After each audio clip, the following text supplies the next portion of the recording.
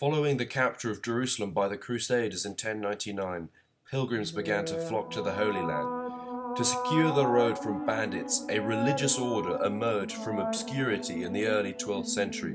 The rise of the Templars had just begun. Combining the period's appetite for austere asceticism with a knightly lust for blood and combat, these fighting monks quickly established houses all over Christendom, being granted assets by leading secular and ecclesiastical figures, which were then funneled into their Levantine operations. As their influence grew, the Templars expanded into banking and administration, with their loyalty and efficiency winning them royal favour. London was no different, and the Temple Church today stands as a monumental testament to the scale and power of this incredible organisation.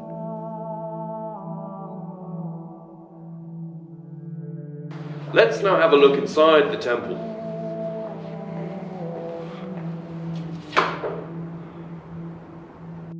Resonant of Byzantine windows, the circular-headed windows at the top in the Templars' times were filled with stained glass. Between each window is a long, slender, circular shaft of Purbeck marble, which springs from the clustered columns. While the tall pointed arches above and below are distinctly Gothic, the lightness and airiness of the structure give an idea of a heightened spirituality.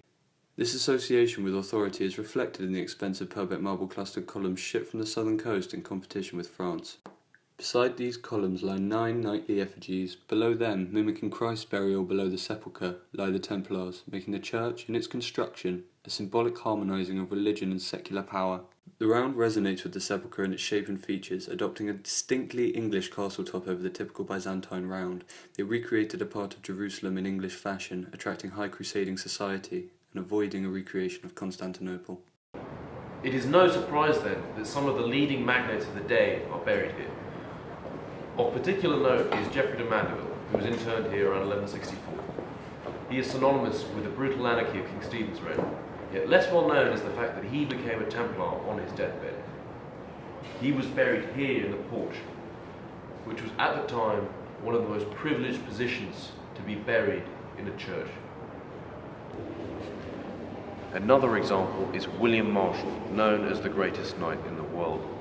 He was one of the most powerful barons under Richard and John, and acted as regent of the kingdom under Henry.